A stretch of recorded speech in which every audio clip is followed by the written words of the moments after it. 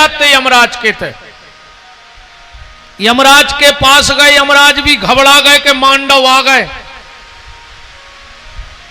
पहले आदमी शराब को भारी डरात तो कि कोई शराब ने दे देवे, कोई शराब ने दे देवे।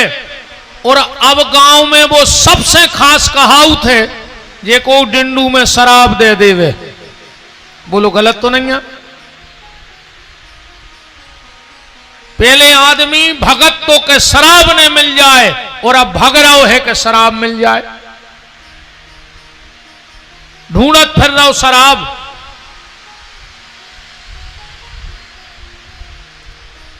आजकल जो जे नए नए लड़का बैठे, इनकी दोस्ती भी ऐसा ही चल रही।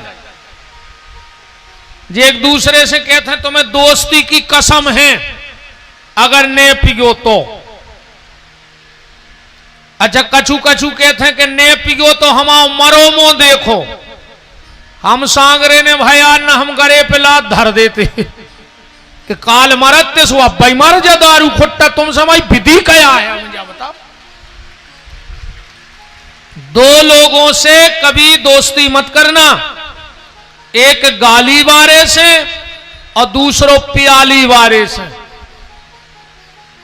आजकल नए नए लड़कों में एक जा खराब भावई बन के रह गई, वे एक दूसरे से गाली दे के बात करत दोस्ती में।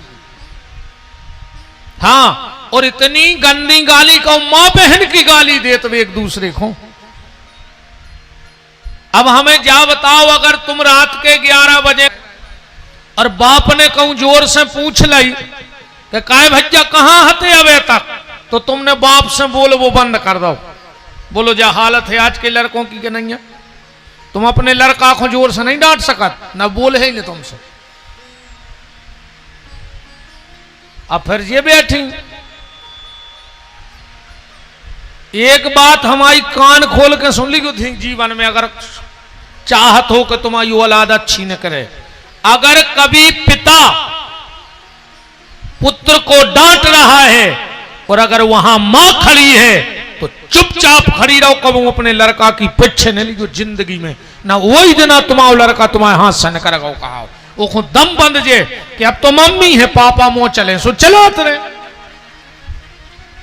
कभी भी अगर पिता पुत्र को डांट रहा है तो मां को कभी अपने पुत्र की पीछे नहीं लाओ चाहिए। चाहे फिर अकेले में समझा दे कि पापा आए डांट दो, लेकिन पिता के सामने नहीं। आज की जा हालत है कि बाप की नहीं सुन रहा वो आदमी। अच्छा मनो एक बात है रे, आदमी भज्जा भज्जा की नहीं सुन रहा हो, पति पत्नी की नहीं सुन रही, पत्नी पति की नहीं सुन रहा हो, पड़ोसी पड़ोसी की नहीं सुन रहा हो, बाप बेटा की नहीं सुन रहा हो, और विपिन बिहारी को पैसा दे के सुन रहा हो। ऐसे बसकारे में सुन रहा हो नहीं। आज के समय में को नहीं सुन रहा हो, फिर भी आदमी बसकारे में छत्ता लगा के सुन लो। जा हमारे लाने बहुत बड़ी कृपा है ठाकुर जी, ऐसा ही बनाए रही जोर है। और का कहूं तुम्हारे हमारी नहीं सुन रहे तो घरे हमें सुनने पर फिर इसे तुम्हारे हमारी सुनत रहो। सीतानाथ भगवान की बात चल रही थी, गाली वाले से और प्याली वाले से दोस्ती मत करो। आजकल दोस्त दोस्त गाली दे के बात कर रहे। अरे सगे बाप तुमने बोलबो बंद कर दो, और दोस्त तुम्हें मां बहन की गाली दे रहे हो, तुम घरे में हाथ डाले फिर रहे। का बिल्कुल ये आत्मा मर गई तुम्हारी। जो तुम्हें मां बहन की गाली दे रहा है वो तुम्हारा दोस्त हो सकता है। आज के बाद अगर ऐसो कौन दोस्त होए और तुम्हें गाली देवे तो सबसे पहले तो उचट के मुंह में लात मार गयो के 2-3 दांत तो टूट ही जाए। वो खबर तो रेवे कि हमने को गारी दी थी जो जब को अगर दांत, और उसी दिन से उस दोस्त से दोस्ती खत्म कर देना। और एक प्याली वारे से दारू खोर से दोस्ती न करियो कबो। तो महात्मा मांडव जैसे ही पहुंचे यमराज के दरबार में, यमराज घबरा गए। महात्मा आप बोले, धर्मराज लाओ तुम्हारा बही खाता, हमें देखना है कि 7 दिन हम किस अपराध के कारण सूली पे रहे। चित्रगुप्त तुरंत बही खातो ले आए। उसमें लिखा था कि जब तुम 3 साल के हते तो एक कांटे से तुमने तितली के पंख पे 7 छेदे करे थे, वो कारण तुम सूली पे टंगे रहे। मांडव ने कहा, धर्मराज तुम्हें पता है 3 साल का बच्चा जानता है कि पाप क्या है पुण्य क्या है। लाओ आज हम तुम्हारे कानून में बदलाव करते हैं। बोले क्या?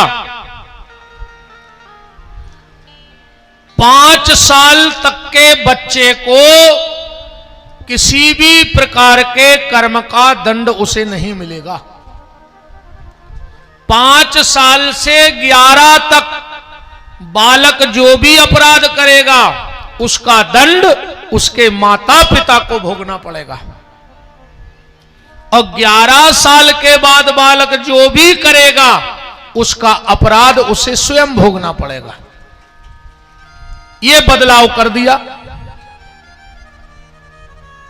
यह बदलाव हो गया। अब धर्मराज डरा गए कि हमें श्राप तो मिले है। तो बोले, महात्मा मांडव हमें 3 श्राप भन्न दियो बस। बोले क्या? मुझे राजा होने का श्राप मत देना, दूसरा मुझे दासी पुत्र होने का श्राप मत देना, और तीसरा मुझे चांडाल होने का श्राप मत देना। मांडव ने हाथ में जल लिया और कहा, जाओ धर्मराज, मैं तुम्हें श्राप देता हूं, तुम तीनों रूप एक साथ लेके मृत्यु लोक में जन्म लोगे। तो धर्मराज को 3 ही बन के आने पर हो एक ही समय में। राजा बन के आए यदुष्टर, धर्मराज के अवतार हते यदुष्टर। दासी पुत्र बन के आए महात्मा विदुर, वे भी धर्मराज ही के पुत्र हते, अवतार हते। और चंडाल बन के आए स्वपच नाम के भगत। महाभारत में बड़ी प्यारी कथा है, स्वपच वाल्मीकि जी की बड़ी प्यारी कथा है। ये धर्मराज के 3 अवतार एक संगे भाई थे। अब कथा में अपन लौट के आओ। संध्या ने भगवान शिव से 3 वरदान मांगे, और संध्या गई और मेधा तिथि के यज्ञ में कूद गई। मेधा तिथि ने यज्ञ से निकाला, बड़ी सुंदर थी। वही समय निकले सूर्य नारायण, जो संध्या को देखा तो मोहित हो गए और बोले कि मेधा तिथि, हमें तुम्हारी बिटिया से ब्याह करने। मेधा तिथि ने भी विचार करो कि सूर्य जैसा दामाद कहां मिलेगा, तो संध्या नाम की कन्या सूर्य को दे दी। इनके ते 2 बेटा भाई और 1 बिटिया भाई, संध्या और सूर्य के। बिटिया को नाम है तो यमुना, जो श्री कृष्ण को ब्याही गई, यमुना नाम की। यमुना नाम की कन्या श्री कृष्ण को ब्याही गई। 2 पुत्र हुए, एक का नाम था वैवस्वत मनु और दूसरे का नाम था धर्मराज, या यमराज भी कह ले। धर्मराज और यमराज अलग अलग नहीं है, ये कहिया है। फिर इनके नाम अलग अलग काहे हैं। जब वे आप जैसे भक्तों को फैसला करते हैं सो बन जाते हैं धर्मराज, और जब दुष्टों को फैसला करत सो बन जात यमराज। हैं एक ही। 3 संतानें भाई। अब सूर्य अपनी पत्नी को भारी प्रेम करते, भारी प्रेम करते। इतना प्रेम, इतना प्रेम, इतना प्रेम। अच्छा, प्रेम तो तुम्हारे भी करा था जो नहीं, घरे करा था अपनी पत्नी को, हाँ चाहत क्यों नहीं? हाँ, सब हंसन लगे। पत्नी से तो तुम्हारे भी बहुत प्रेम करा, सबसे ज्यादा तुम्हारे पत्नी को तो चाहता ही हो नहीं? जब तो तुमने अपने बाबू दादा छोड़ दिया, नहीं नहीं छोड़ दिया रे, भैया छोड़ दो, रिश्तेदार छोड़ दो, सभी तो छोड़ दो इनके पीछे। छोड़ा है कि नहीं छोड़ा?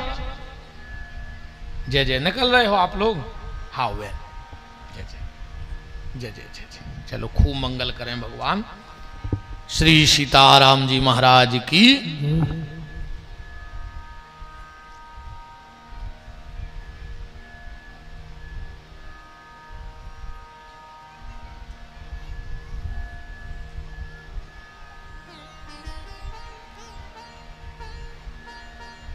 संध्या परेशान हो गई पति के प्रेम से।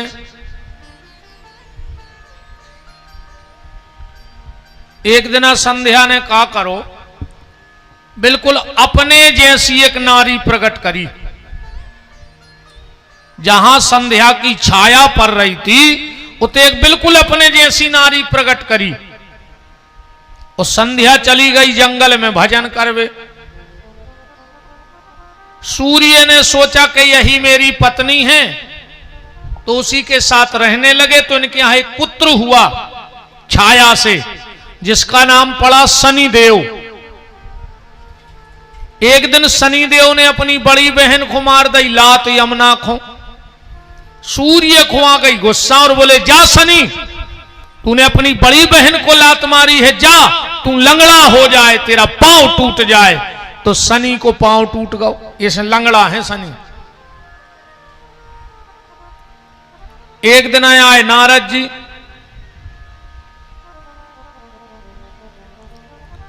सूर्य नारायण बोले कि नारद जी, कछु दिन से हमारी पत्नी को स्वभाव बदल गओ।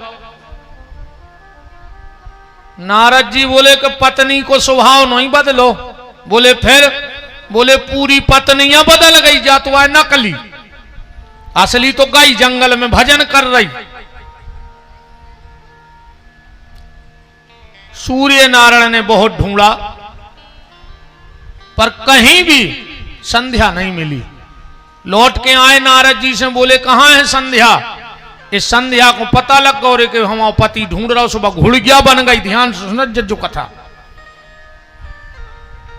वो घोड़ी बन के भजन करने लगी तो सूर्य नारायण घोड़ा बन गए और 12 साल संध्या के संग घोड़ा बन के रहे। इनके तो 7 पुत्र भय, जिनका नाम पड़ा अश्विनी कुमार, जो देवताओं के वेद बने, डॉक्टर बने देवताओं के डॉक्टर को आए अश्विनी कुमार।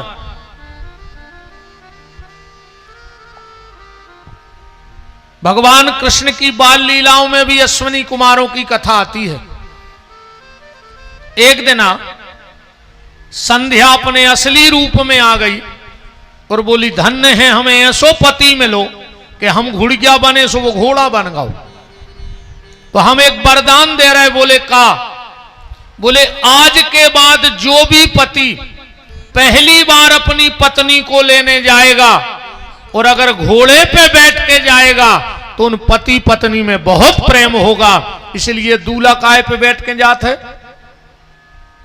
बोलो, घोड़वाई पे बैठ के जात, ने हाथी पे जाए, ने गधा पे तो यही कहा नहीं।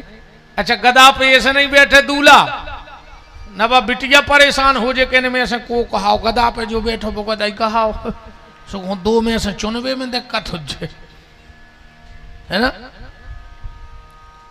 तो सूर्य नारायण ने कहा, संध्या सुनो, अगर तुमने ये वरदान दिया है कि जो भी पति पहली बार पत्नी को लेने जाएगा और अगर घोड़े पे बैठ के जाएगा तो उन पति पत्नी में प्रेम होगा, तो सुन लो एक वरदान मैं भी देता हूं। बोले क्या? बोले जब दूल्हा घोड़े पर बैठकर जाएगा और अगर दूल्हे से पहले लड़की के घर के दरवाजे घोड़े का पूजन हो जाएगा तो उन दोनों परिवार में भी बहुत प्रेम रहेगा। ईमानदारी बताओ, जब दूल्हा उबनी के लिए आता है तो पहला टीका दूल्हे को लगता है कि घोड़े को लगता है? किसको लगता है पहला तिलक? घोड़े को लगता है। आ कौन दूल्हा नाराज हो जाए कि का यार हम का घोरवा संगाए गुजरे हैं, हम बैठे रहे, तुमने घोरवा की पूजा कर दी। पर ये हमारे यहाँ की परंपराएं हैं। हमने कल कहा था ना कि ऐसी कोई परंपरा नहीं है जे कोई तुम्हें कथा न मिले। हर परंपरा की कथा है हमारे यहां शास्त्रों में। अब ब्रह्मा जी ने भगवान शिव से कहा कि तुम सृष्टि बनाओ। ध्यान से सुन जाइयो आगे की कथा। शंकर जी ने सृष्टि बनाई। क्या बनाया? कि भूत प्रेत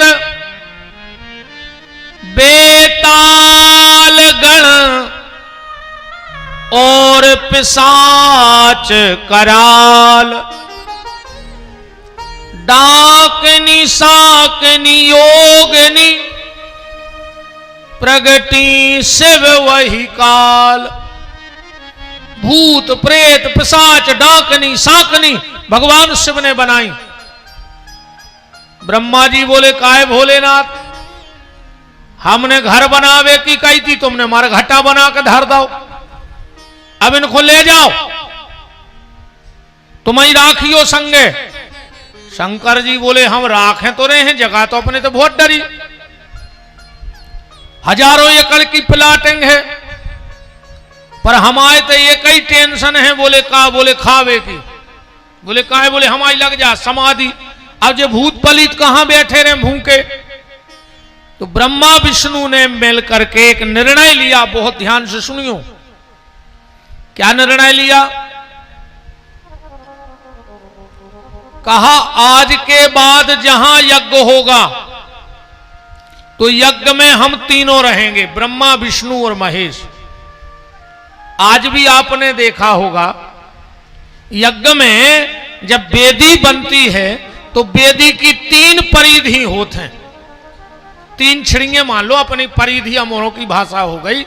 3 परिधि, 3 स्टाफ में वेदी बनत है। सबसे नीचे की जो पट्टी रेतों को कलर रेत है करिया, बीच की रेत है लाल और ऊपर की रेत है सफेद। जो ऊपर की सफेद परिधि है वे आए भगवान विष्णु, जो लाल परिधि है वे आए ब्रह्मा, और जो नीचे करिया परिधि है वे आए शंकर। अपन जब हवन करत हैं तो जो साकल्य अपन ने भरो, अब कभी भी हवन करते वक्त, कभी भी हवन करते वक्त मृगी मुद्रा से, ध्यान से देखियो, जे 2 उंगलियां बीच में आ जाएं, जे 2 पीछे चली जाएं। हवन को जब साकल्य डालो ऐसो अंगूठा भर के कबऊ भी हवन ऐसो हाथ करके नहीं डालो चाहिए। अगर पूरे हवन में एक बार हाथ ऐसो होगा तो एक गौदान करवे के बाद वो को प्राश्चित होता है। इतना पाप लगता है कि जब गौदान कर दोगे तो उसका प्राश्चित होगा, क्योंकि हम भगवान को दान दे रहे हैं, भीख नहीं दे रहे। दान दिया जाता है ऐसे हाथों से, अब भीख दी जाते ऐसे हाथों से। और अगर कई आदमी हमने देखे हवन में तो लग जाते कई स्वाहा स्वाहा स्वाहा खंगे हैं, बिल्कुल नहीं। हाथ ऐसा, हमारे पूज्य गुरुदेव तो यहां तक कहते थे, ध्यान से सुनना, कि माताओं को कभी साकल्य बनाना नहीं चाहिए। माताएं कभी साकल्य न बनाएं घर में। माताएं अगर साकल्य बना के वो अगर हवन में गिरेगा तो तुम्हारी यश समृद्धि जल जाएगी परिवार की। माताएं तिल धो लें, जवा धो लें, चावल साफ कर लें, पर जब साकल्य बनाओ तो 9 साल से छोटी बिटिया से एक बर्तन में इकट्ठा करवा लेना और फिर कभी उस साकल्य से हवन करके देखना, फिर तुम्हें देवताओं की कृपा का पता लग जाएगा कि क्या कृपा होती है। और 2 काम माताएं जिंदगी में ना करें अगर हो सके तो। माताओं हुक्म कुमड़ा ने फोरो चज्जे, वो ध्यान से सुन जाइयो हमारी बात। आज जेखो शंखा हो हम वही दिन से कह रहे कि हमसे उतर के चर्चा कर लियो, हम बताए हैं कि जो लिखो है। माताएं कभी कुमड़ा फोड़े ना वो काटे ना। कुमड़ा ने काटो चज्जे माताओं हूं कबू, महापाप लगता है, पाप नहीं महापाप। दूसरा हो सके चल जाए तो माताओं को कभी श्राद्ध का भोजन नहीं करना चाहिए। श्राद्ध में जेबे न जाइयो कबू। सबसे बड़ा दोष है माताएं अगर श्राद्ध में भोजन कर लेती हैं तो उस दिन तक के उनके सारे सत्कर्म नष्ट हो जाते हैं। हां, श्राद्ध का भोजन माताओं को नहीं लिखा है। आजकल तो तमाशो मचो है मनो। हाँ, जैसे कभी भी सफेद तिल, पुरुष वर्ग जितने बैठे हो ध्यान से सुन लियो, सफेद तिल से कभी भी पितरों का पूजन नहीं करना चाहिए, न तर्पण करो चाहिए, न पिंडों पे चढ़ाओ चाहिए सफेद तिली। पितरों के लिए काली तिली का उपयोग करना चाहिए। जो पानी भी दे तो तुम्हारे कराए दिन में तुम्हें सफेद तिली को उपयोग न करियो। तर्पण में सफेद तिल का उपयोग श्राद्ध में नहीं करना चाहिए। सफेद तिल का उपयोग सिर्फ हवन में तिल का करना चाहिए।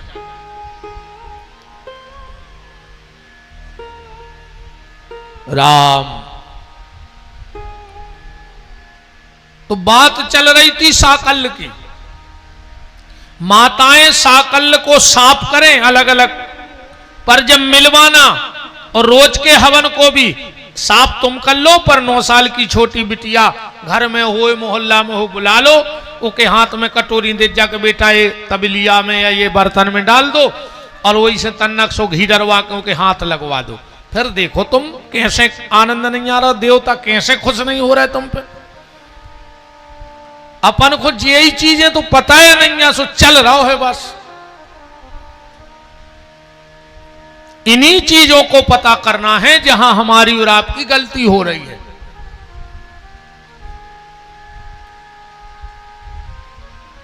राम।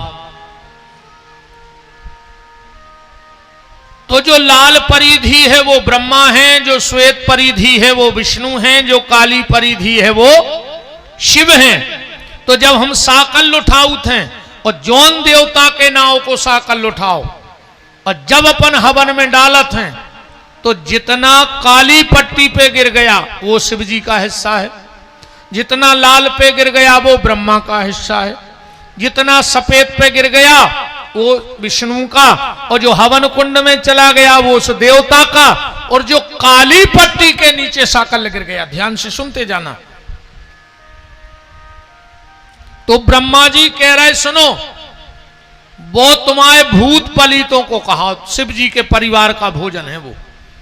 इसलिए कभी आपके घर में यज्ञ होवे, हवन होवे, तो एक रात के लाने वो जगह को वैसे ही छोड़ दियो। क्यों? जब ब्रह्मा ने कहा कि वेदी के चारों तरफ जो साकल गिरजे है वो तुम्हारे भूत पलितों को कहाओ। शंकर जी अपने भूत पलितों से बोले कह रहे सुनो अब ठीक रही, जे के हवन हो सो चले जाएंगे। भूत पलित बोले हम जात होते तो आदमी हवन करवा तो हम भगा भी तो हवन करवा रहा हो भाई। भूत पलित ने आवे पूजा पाठ करवा रहे, अब भूत बोले हम उते ऐसे भी नहीं जा सके। बोले काहे?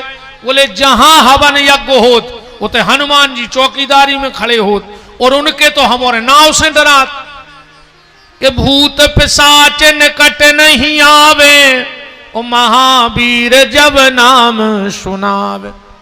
आज यार भजन काहे पढ़ रही बोले हम तो हारत सी गाए।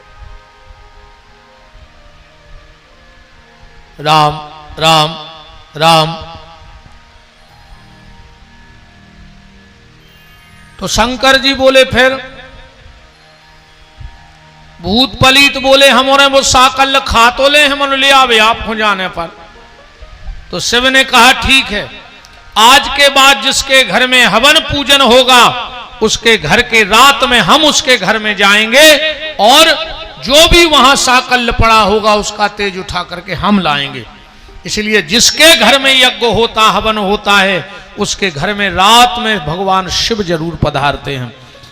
तो जहां जहां हवन करवाओ कभी घर में तो एक रात के लाने बजगा वैसे ही छोड़ दियो।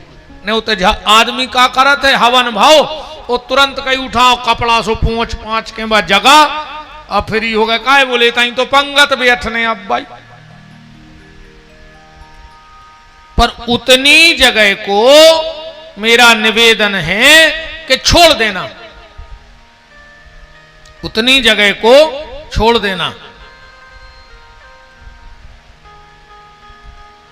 चलो भैया हमारे जटाशंकर धाम से जो वहां पूर्ण व्यवस्था चाहे सरकार के आदेश से हो चाहे ऊपर वाले सरकार के आदेश से हो, हमारे अभिनव शर्मा जी तहसीलदार साहब उपस्थित हैं, खूब खूब मान है बराजिएगा। बोलो वृंदावन बिहारी लाल की। तो बात समझ में आ गई। जब रात में घर में हवन हो दिन में तो एक रात के लिए उस जगह को वैसे का वैसा छोड़ दो और दूसरे दिन फिर उस जगह की साफ सफाई करो। और अगर तुमने दिन में साफ सफाई कर ली और रात में जब भोलेनाथ आएंगे और अगर तुमने उनके परिवार का भोजन व्यर्थ खराब कर दिया तो तुम भी पाई पाई को तरस जाओगे। ये भगवान भोलेनाथ कहते जाओ भूतों से कहो यही के हिस्सा को खाओ तुम्हारे। तो उस घर में अलाए बलाए जरूर आती है। ब्रह्मा विष्णु महेश ने ऐसे व्यवस्था बनाई शिव जी के परिवार की। अब इसके बाद अब थोड़ी सी चर्चा हम इन विषयों पे करें कि भगवान शिव को भस्म क्यों लगती है, भगवान शिव के प्रसाद को पाना चाहिए कि नहीं पाना चाहिए। देखो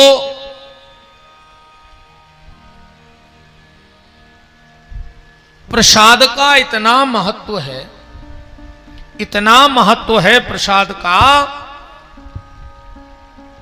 यहीं से चर्चा को प्रारंभ कर लें। प्रसाद में 3 शब्द हैं, प्रा, सा और दा। प्रा माने प्रभु, सा माने साक्षात और दा माने दर्शन। साक्षात प्रभु का दर्शन ही प्रसाद का दर्शन है। प्रसाद लड़के लेना चाहिए, वैसे ने मिले तो लड़के लो, पर प्रसाद लेते वक्त इस चीज का ध्यान रखो कि वो जमीन में न गिरे। जब आप प्रसाद देखो, मान के चलो हम प्रसाद लेने गए और सामने वाला बांट रहा है, उसने हाथ भरा प्रसाद का, उठा लिया, अब वो मेरा हिस्सा हो गया, मेरे लिए निकाला है। अब अगर मेरे हाथ में देते वक्त वो जमीन में गिर रहा है तो ये बांटने वाले को दोष नहीं है, लेने वाले को दोष लगेगा। बात समझ में आ गई? बांटने वाले को दोष नहीं लगेगा, तुम्हारे हिस्से का लिया और जितना अब गिर गया अब वो तुम्हें प्रायश्चित करना पड़ेगा उसका। इसलिए प्रसाद में कभी भी जबरदस्ती भीड़ आराम आराम से ले लो। जब तुम 4 घंटे से बैठे हो तो 2 मिनट और सही। प्रसाद का इतना महत्व है, इतना महत्व है कली काल में कई भक्तों को प्रसाद के कारण भगवान का दर्शन हो गया। कई भक्तों को तीन कारण, तीन कथाओं से हम आपको प्रसाद की महिमा से जोड़ रहे हैं। पहला कि प्रसाद का क्या महत्व होता है। जगन्नाथपुरी, जगन्नाथपुरी को तो सब जानते हैं, जगन्नाथ के भात खो जगत पसारे हाथ। जब भगवान जगन्नाथ जी को भोग लगता था तो एक पात्र में भगवान को भोग लगने के बाद भगवान की थोड़ी सी जूठन जगन्नाथ जी की, जगन्नाथ जी जगन्नाथपुरी के राजा के यहां जाता था प्रसाद। और जब राजा प्रसाद ले लेते थे फिर सबको बंटता था। पुजारी का नियम था कि भगवान को भोग लगाए और तुरंत राजा के प्रसाद लेके जाते थे। एक दिन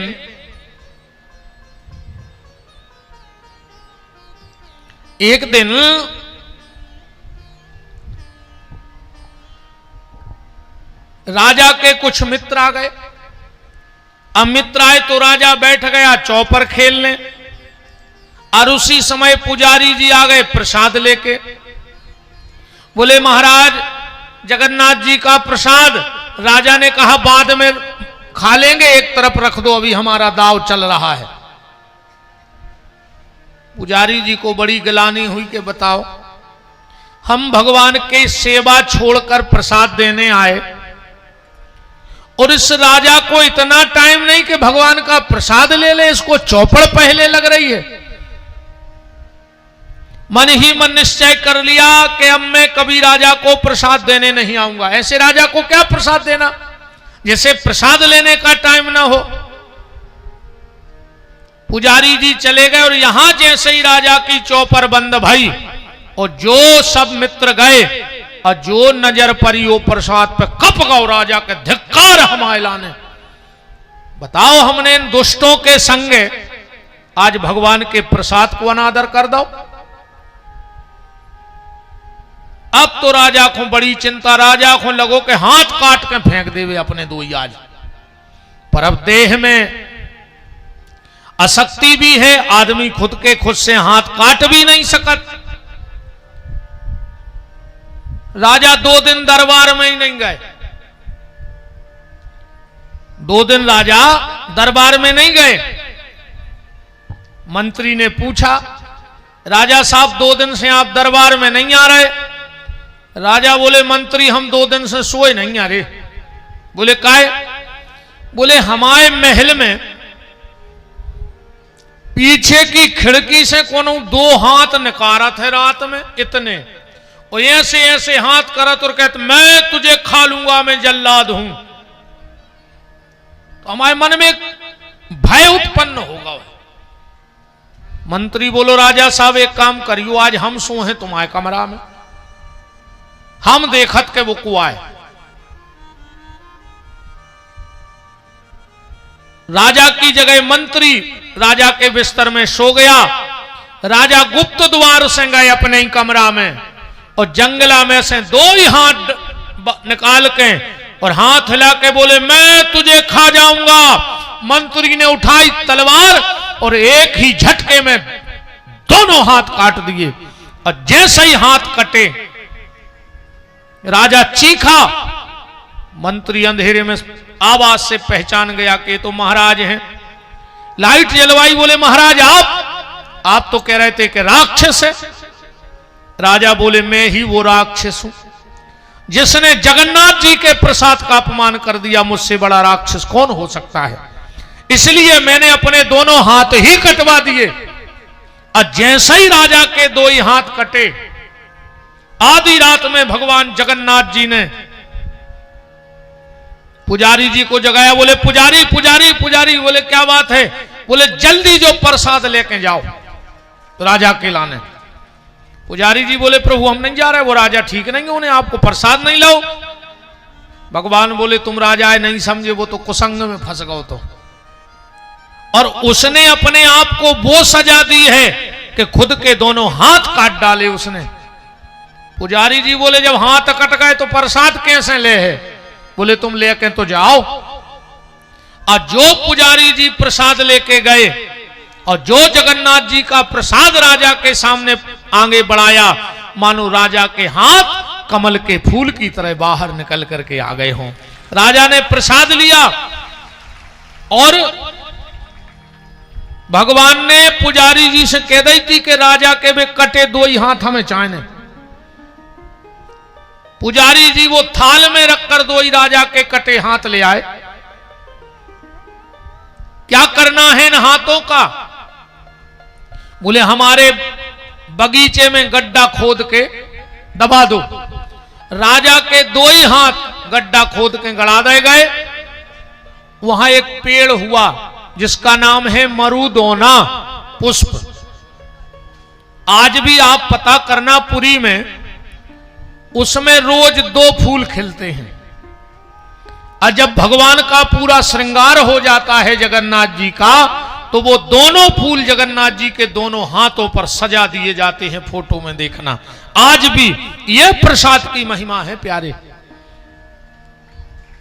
इसलिए प्रसाद को कभी व्यर्थ मत जाने देना।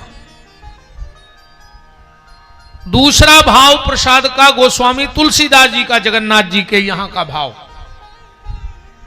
गोस्वामी तुलसीदास जी गए जगन्नाथपुरी दर्शन करने, और जो दर्शन किया तो वहां के पुजारी ले आए प्रसाद तुलसीदास जी को कि प्रसाद लो। तुलसीदास जी ने कहा हम प्रसाद नहीं लेंगे। बोले क्यों? बोले हम ऐसे नहीं ले रहे प्रसाद कि अगर हम प्रसाद ले हैं तो हमारी आदत है कि हम बिना भोग लगाएं खाते नहीं है, और हम तुम्हारे भगवान को झूठो अपने राम को खुआ नहीं सकते। कहा जो हस्तपद विहीन ने जे के हाथ ने पांव काय को भगवान हमने भोग दें, हम अपने राम को ने दें। तुलसीदास जी का नियम था। हम तो कहते भैया ज्यादा ने कर पाओ तो रे तुमोरे तो ही नियम ले लीजिए साहुन से। ज्यादा कछु ने कर पाओ तो 2 नियम तो बना ही लीजिए ऐसे पुराण से। पहलो नियम बता के खाऊ ने और धो के पीऊ ने। ठीक, बता के खजो धो के पीजो तो कर ही सकत। जब घर में भोजन की थाली आवे, थाली उठाइयो, घर में जहां भगवान रखे हों वह थाली ले जाइयो, भगवान को बता दियो और फिर बैठ के खा लियो। तो नियम तो कर सकत। बता के भर खान लगो भगवान को कि ले प्रभु तुम्हारी कृपा, तो सब भगवान की कृपा से खा रहा है। आदमी तब तक खाता है जब तक उसका वहां खाता है। वहां खाता बंद सोते डॉक्टर कह देत के कोलेस्ट्रॉल बढ़ गाओ, तेल खटाई बंद, मानो तो खातो बंद। डॉक्टर के शक्कर ने खज्जो मार जाओ, काश तो खातो बंद या होगा सोते उते उते से तो वो सम्मस्व कट गया। वो का कटा थे थाने से का कटा तेरे भज्जो उसका चुके थे ऊपर चाकू मुझे नाम नहीं आ रहा हो। वारंट नहीं एक और का चुके थे कोर्ट को सम्मत सम्मन हाउ तुम्हारे जान गए हम नहीं पता मन वो कट गया होते से समझ लीजिए। वारंट तो जो ना कट है सो तो मौका ही नहीं मिले है सोच भी को। फिर तो घर के सोचत है कि अब कितनी शक्कर गलवाऊं ने, कहां कहां चिट्ठियां दुआऊं ने। वारंट कटवे के बाद अपन को नहीं मिलने मौका, वो तो फिर रिश्तेदारों मिलने अच्छो चकाचक महीनों से बूंदी खा सुको सुको दद्दार कि अच्छो मार गो बस कारो तो कट गो। ये तो वहां सब बात है। आओ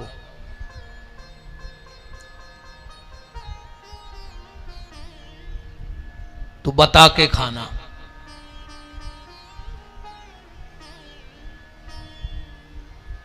बगैर ईश्वर को प्रसादी अर्पण किए मंत्र आवे तो अच्छी बात है रे।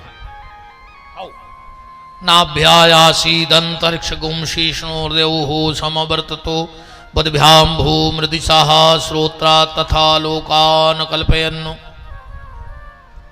इतो बड़ो ने आवे तो हल्को सत्वदीयम वस्तु गोविंदम तुभ्यमेव समर्पयित ग्रहण सुमुखो भूत्वा प्रसीद परमेश्वरो। जो ने आवे तो अन्नपूर्णे सदा पूर्णे शंकर प्राण वल्लभी ज्ञान वैराग्य सिद्ध्यर्थम भिक्षाम देहिम च पार्वती माता च पार्वती देवी पिता देवो महेश्वरा बांधवा से भक्ता चो सरेशे भुवनत। अज्य तो लंबो है जो नहीं आया हमें पता है तुम्हारा। आओ एक मंत्र बनो हम बता रहे तुम्हें अब याद हो जाए। आ जाई से जब शाम को भोजन कर वे बैठो जो मंत्र जरूर बोलियो मनो तो बताएं, बोल हो तो बताएं, जा हमारी गारंटी है याद आ जाई हो जाए। थाली आवे हाथ जोड़ियो कहो आजा राम और भूख लगी तो खा जा राम। ऐती तो कह सकत कि आजा राम, भूख लगी तो खा जा राम। भूख लगी हो तो ले जाओ इनमें से तुम्हारा हिस्सा। उनको भूख हुई है तुम्हारे भाव की, अपने आप खा जाए। होगा मंत्र याद, आजा राम अब भूख लगी तो बोल तो दे, हमें समझ में आया कि बोल हो। आजा राम, हाँ ऐसा ही कहने आज से। तो बता के खाने और धो के पीने। जे को घर में सवेरे पूजा करो सो भगवान के स्नान को जल एक कटोरी में रख दियो। 2-4 दिन लग है, सबसे कह दियो कि जे को जे बजे नहाए सो मंदिर में एक कटोरी में जल धरो जाओ, उते पांव परो और उनमें से 2 बूंदा चरणामृत ले, एक के बाद भोजन मिले। इतना तो कर सकता। नित्य भगवान का चरणामृत पान करो। तो गोस्वामी तुलसीदास जी जब पुरी पधारे तो वहां के पंडा पुजारियों ने प्रसाद दिया। तुलसीदास जी ने मना कर दिया, हम नहीं लेंगे। बोले क्यों? बोले हम अपने राम को भोग लगा, हम तुम्हारे हाथ पांव है नन्या दिखाए कि भगवान हम इनको झूठ होने लगे राम जी को, हम तो भूखे बैठे रहे। अब पहले इतना साधन तो थे नहीं कि आदमी तुरंत आ जाए, वहीं रुकना पड़ा रात में। तो जगन्नाथ जी के मंदिर के पीछे सो रहे थे तुलसीदास जी। भगवान ने सोची बताओ रे तुलसीदास तनकसी अनभग्यता के कारण और इतने बड़े संत हमारे नगर में भूखो सो रहा हो। सो भगवान को जो बियारी लगी सो भगवान ने केर के पत्ता पे धरे बेई चाउर मंदिर के और पीछे पहुंचे। बोले बाबा उठ गए? बोले काहे? बोले कछु खा ले फिर सो रही है।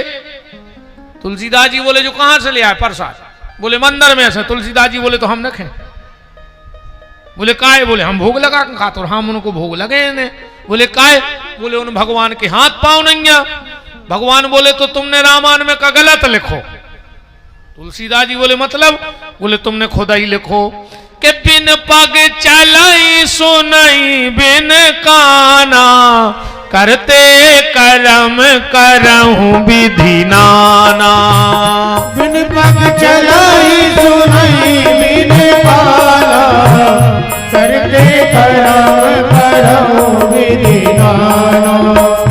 आनन रहत सकल रस भोगी बिन बानी बकता बड़ जोगी। आनंद रहत सकल रस भोगी बिन बानी बकता बड़ जोगी। तुमने लिखा है तुलसीदास जी के भगवान बिना पांव के बिना हाथ के। और तुलसीदास जी तो चरणों में गिर पड़े। बोले आप? बोले मैं ही जगन्नाथ हूं। तुम्हारी रामायण में तुमने लिख दो कि बिना पांव के निगत बिना हाथ के स्वामी ऐसे बैठे हैं। तो प्रसाद की ये महिमा है। इस कलयुग में एक संत हुए श्री माधवदास, बहुत उच्च कोटि के महात्मा भय है माधवदास जी। जगन्नाथ जी जिनके संग खेलत थे,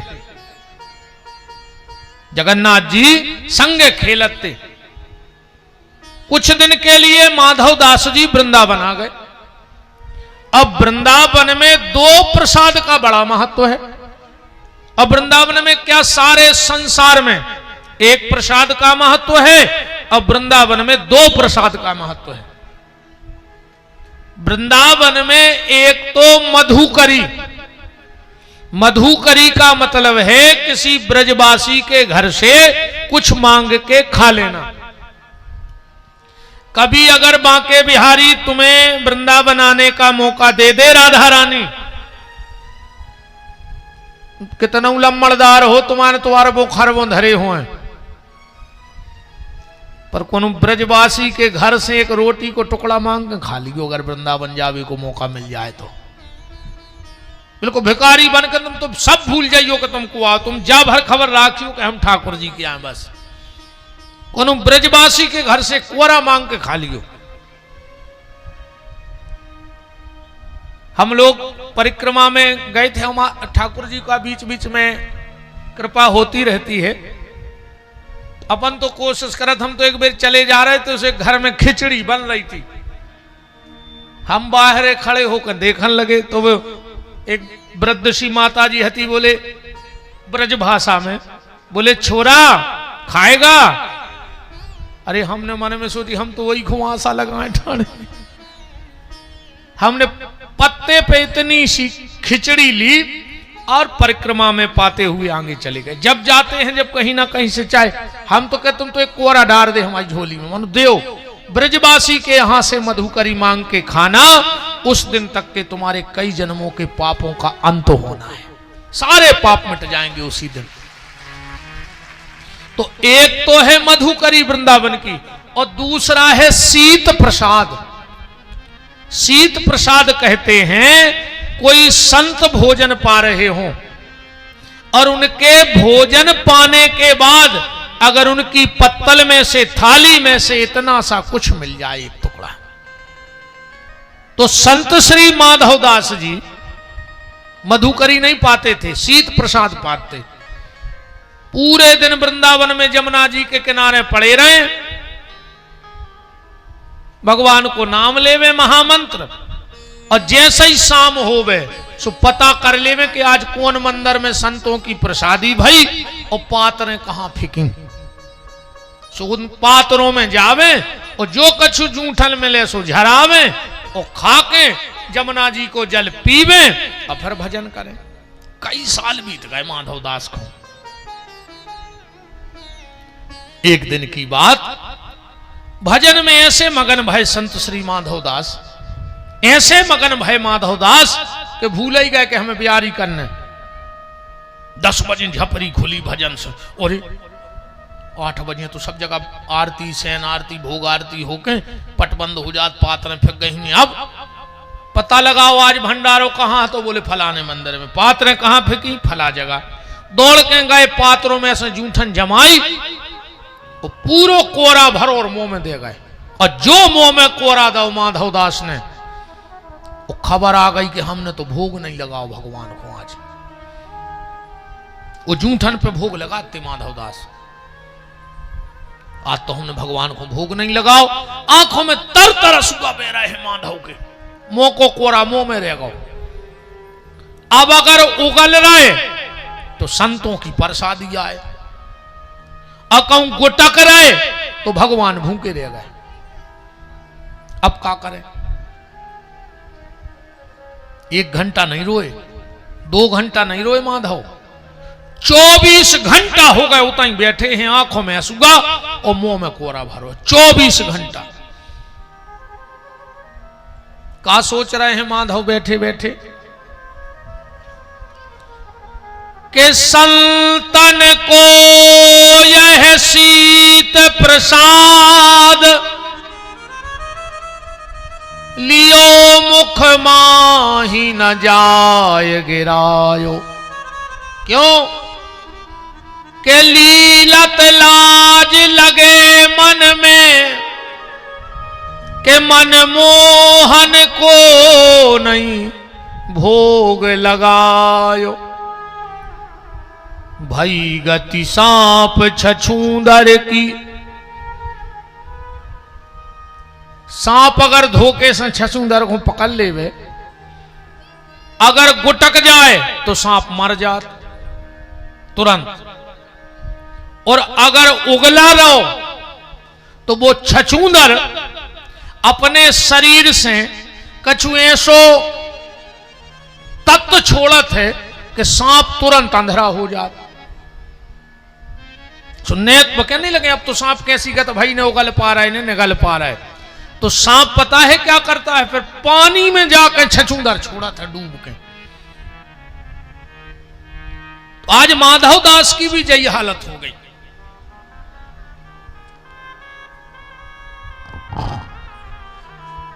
कि भाई गति सांप छछूंदर की, सोच परे कछु समझ न आयो।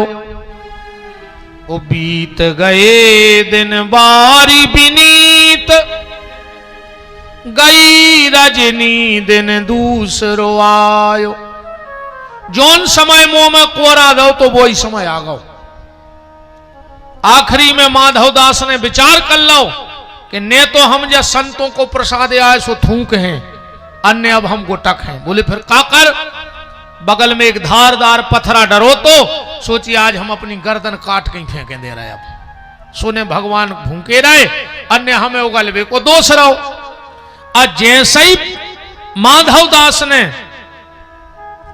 पत्थर उठाया और गला रेत ही रहते, भगवान प्रकट हो गए बांके बिहारी वृंदावन में।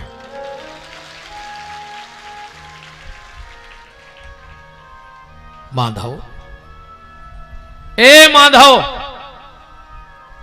ये क्या कर रहा है? माधव ने कहा, अब मैं तो बोल नहीं पा रहे, इशारे में कही जल्दी जल्दी में भोजन कर लो, तुम्हें भोग नहीं लगाओ। संतों दाढ़ी पे हाथ, संतों को जूठन है सो उगल पा नहीं रहे। भगवान बोले एक काम करो माधव, हमारे हाथ में उगल दे, अब फिर भोग लगा दे। अब माधव बोले के हमाओ जूठो होगा। भगवान बोले काय माधव, 20 सालें हो गई रे तुमने पूरे वृंदावन को जूठो खुआओ हमें, और आज तेरे जैसे संत का जूठा खाने का मुझे सौभाग्य मिल रहा है, तो तू कह रहा है कि मेरा जूठा है। अरे माधव, तू तो दिव्य संत है। और माधव जल्दी करो। माधव बोले काहे? भगवान बोले भूख लगी।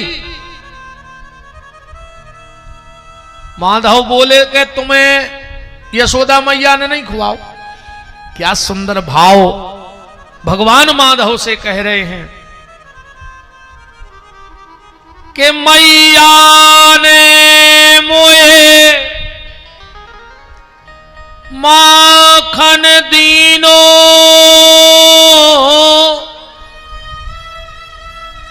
मन मेरे नहीं भायो।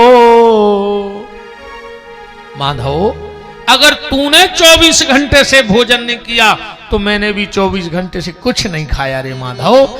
जैसे तुझे संतों की जूठन खाने की आदत पड़ गई, ऐसे ही मुझे तेरे साथ उन संतों के जूठन खाने की आदत पड़ गई है। कि मैया ने मोए माखन दीनो,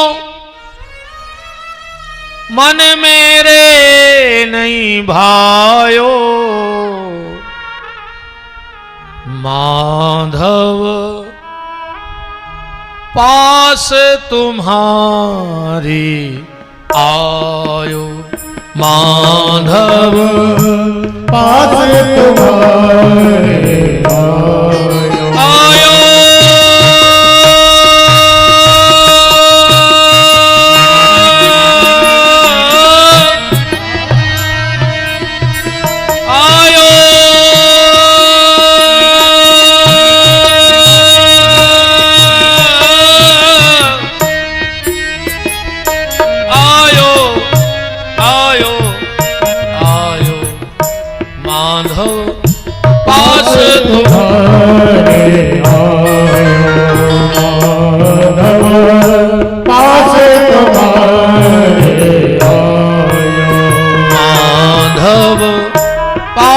तुम्हारी आयो,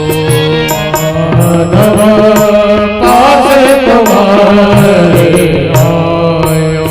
माधव पास तुम्हारे।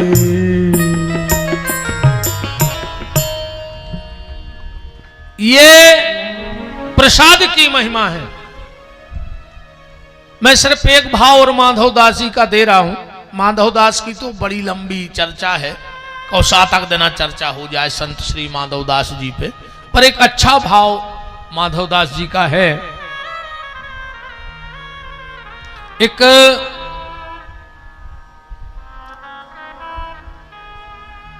गांव में एक मां रहती थी, उसका एक ही बेटा था। 12 वर्ष हो गए थे बहू को आए हुए, विवाह हुए बेटे का, पर घर में कोई लल्ला छोना खिलौना नहीं था, बाल गोपाल नहीं हुए थे। एक बार नारद बाबा निकल पड़े उस गांव से, तो उस बूढ़ी मां ने नारद जी से पूछा, अपनी बहू का हाथ दिखवाया कि नारद जी हमारी बहू का हाथ देख के बताओ हमारे घर में छोना खिलौना कब तक होगा। नारद जी ने हाथ देख के कहा, री मैया 7 जन्म तक तेरी बहू के भाग्य में संतान सुख नहीं है, और 7 जन्म तक तुझे दादी का सुख नहीं है। नारद जी कह के चले गए, जो लिखा था तो बोल दिया। अब सास तो सास, उन्हें उठाए घर की सिंहासन और गांव के कुआं में फेंक आई। अब कोई पूजा पाठ नहीं, जब 7 जन्म तक लिखो ही नहीं है तो का भजन पूजन करने। फुल दुष्ट वृत्ति की हो गई। कोई साधु संत आता तो गाली दे के भगा देती, गाली देती, कोई नहीं जाता उसके यहां। एक दिन की बात, माघ की पड़ी पूर्णिमा, और जेई संत माधव दास निकर परे गांव में हो। सवेरे को वक्त तो सवेरे को वक्त तो बहू आंगन में बहरा फेर रही थी। देखो, हम एक बात और आप सबसे कह दें मेरी बहनों, सुबह 2 काम किया करो आप लोग। और अभी दीपावली के बाद हमारी राम कथा इसी बड़ा मलहरा विधानसभा के घुगवारा में है।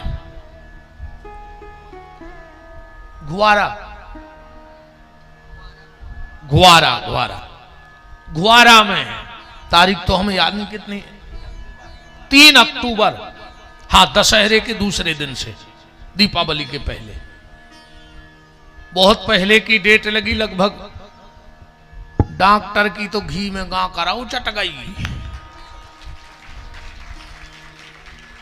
डॉक्टर की घी में गां कराऊ चट गई, फ्री में बिल्कुल, पर फ्री में नहीं, भगवान की कृपा कहाई, माता पिता के सत्कर्म कहाए कि श्रावण के महीना में अगर ईमानदारी पूछो तो हम अगले श्रावण की डेट नहीं दें को, एक ही तो ठीक है। 26 तक एक दिन नहीं है, अभी भी यहां की तारीख डायरी में नहीं चढ़ी है, देख लियो। जहां तारीख लगी थी, क्योंकि लोगों को पता है कि लगभग 1-1.5 साल पहले हम तारीख ले ले, तो आदमी अपने पहले से तारीखें लगा देते। अचानक से कथा कैंसिल हुई, हम हटा में थे, वो डॉक्टर साहब पहुंच गए। हमने कहा 10-12 दिन में अगर तैयारी कर सको, तो डॉक्टर साहब बोले, गुरुजी 10-12 दिन तो बहुत हैं, आप तो कल से कहो तो हाउ। क्योंकि जिसके मन में भोले की लगन लग जाए उसको 10-12 दिन बहुत होते हैं, उसके लिए तो एक पल भी भोले के बगैर रहना मुश्किल हो जाता है। 2 काम सवेरे से करन लगो, जितने दिन तक अबे कथा है, और अगर तुम्हें फायदा नहीं लगे तो वो कथा में खड़े होकर कहियो जा बात हमसे कि गुरुजी तुम महाराजगंज आए थे और महाराज होके झूठी बोल गए। सुबह उठो, सबसे पहले 1 लोटा जल भरो, कुल्ला नहीं करना, मंजन ब्रश नहीं करना, एक लोटा जल भरो और अपने घर के दरवाजे सींचो, घर के दरवाजे।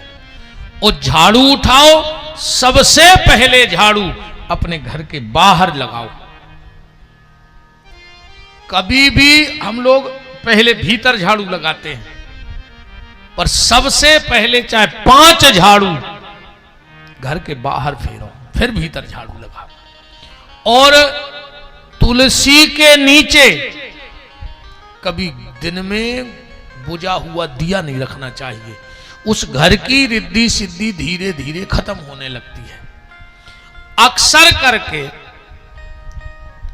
आप अब कोनो घरे चले जाते, जे के घरे दिया धरो जात हो जे, वो दिया तुलसी के नीचे ही मिल है। कभी भी सूर्य की किरण तुलसी में से निकल के बुझे हुए दिए में नहीं पड़नी चाहिए घर में। जिसके घर में सूर्य की किरण तुलसी को पार करके बुझे हुए दिए को लगती है, उसके घर का मुखिया परेशान होता है, कमाने वाला परेशान होता है। और अगर घर का कमाने वाला परेशान होगा तो बाकी परिवार वाले सुखी कहां से रहेंगे। इसलिए वो दिया उठाओ और उठा के अलग रखो और फिर शाम को जला के रख दो, रात भर रखो रहने दे। पर 2 काम ये करो, 1 लोटा जल डाल के पहले झाड़ू बाहर लगाओ और तुरंत फिर वो दिया हटा लो।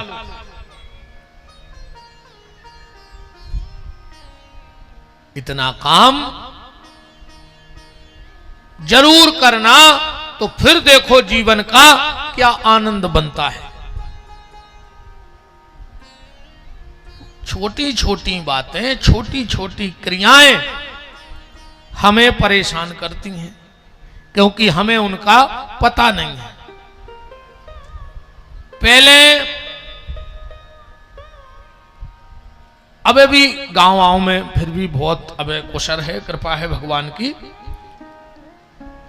अपने ते जो पहले सबसे सियानी माता रहती, सवेरे उठती और उठ के उरेन डारती। उरेन तो जानत हुई हो, तनक सो गई तुमने जानत हो उरेन का इसके? हाँ जानत है, अपन बुंदेलखंडी आदमी है। उरेन। अच्छा, फिर एक प्रश्न उठत है कि जब पूरी पृथ्वी पवित्र है, बहुत गंभीरता से विचार करियो, जब पूरी पृथ्वी पवित्र है, सब पृथ्वी ठाकुर जी की आए, तो जब पूजा करत हैं तो गोबर को चौक का है पूरा, बिना चौक पूरे बैठा दे ठाकुर जी को। कोई भी मंगल काम करो तो चौक जरूर पुर है। अरे मंगल अंगल तो ठीक है, मरवे में चौक पुरत, पहले तो मार घटा में ढड़ो रथ है गोबर से, फिर मरे को पारत, फिर जिंदा को तो चौक पुर है। बोलो है ऐसा कि नहीं? क्यों? कभी विचार किया? पृथ्वी पूरी पवित्र है, पर जहां तुम्हें पूजा करनी है, पाठ करना है, बैठना है, मंगल कलश रखना है, गृह प्रवेश कराना है, नी खुदवाने, कुआ खुदवाने, तो गैया के गोबर से उतनी जमीन काय लीपी जाती। तो अपने तो पेलो रेन डराती जी, तो तुम्हारी बातें अब का बताएं। ढूंढत रज्जू का है पृथ्वी में ऐसो दोष कि उतनी जगह शुद्ध करने पर जितने में अपन पूजा करने पर। उरेन डरती घर की जो सियानी माता होती, उठने पात तो को उर्वा चौकपुर देती, मतलब घर से जे को निकले ओ रेन की खबर करें रहियो। कौन रेन की? जोन रेन में तुम भगवान से वचन लेके आए थे कि हम तुम्हारा भजन करें, सुको को खराब न हो जाए, इसे सवेरे से रेन पे नजर पड़ जाए और ओ रेन की खबर बनी रेवे। तो बहु बहरा फेर रही थी, कथा न भूल गो। इतनी थी अपन। और माधवदास जी आ गए, दरवाजे खड़े हो गए, बोले भवती भिक्षाम देही। बहू के कानों में शब्द पड़े, दौड़ के आई, बोले महाराज लगत है तुम हमारे क्षेत्र के नैया। बोले काय? बोले हमारे 10-20 किलोमीटर के तो एक बाबा जी नैया हमारे घर है। काय सो सबको पता है कि हमारी सास दुष्ट है, सो हम तुम्हारे हाथ जोड़ रहे, हमारे घर से भग जा। माधव बोले नहीं नहीं नहीं, जे के घरे खड़े हो गए भिक्षा तो तहीं से लिए थे। बहू बोली महाराज हमारी सास बड़ी दुष्ट है। बोले बनी रहने दे, अपन हो तो भिक्षा से मतलब है। बहू दौड़ के गई, कछु भिक्षा ले आई, ले महाराज। माधव बोले नहीं नहीं, सास तो भिक्षा तो तुम्हारी सास ही दे है। महाराज बहुत दुष्ट है बा, हम नहीं चाहत के हमारे घरे माग की पूने और कोनो संत को अपमान हमारे दरवाजे हो जाए, इसे आप जब भिक्षा ले चले जाओ। बोले नहीं नहीं बेटा, भिक्षा तो तुम्हारी सास ही दे है। और जो दूसरी आवाज लगाई भवती भिक्षाम देहि, अरे बस सास लगा रही थी भीतर चौका, एक हाथ में लाई थी तबलिया, एक में लाई थी पोता। वो कपड़ा हो का कही पोता ही क्या। जो कानों में आवाज पड़ी कि भवती भिक्षाम देहि, हमारे दरवाजे संत, एक हाथ में पोता एक में तबलिया, दरवाजे आई और जो माधव को देखो आंखें लाल, पूरी ताकत से पोता लेके माधव के मुंह पे मार दो। माधव की आंखें लाल। बोले तूने मुझे पोता दिया है, मैं तुझे श्राप देता हूं, भगवान तुझको भी पोता ही देगा।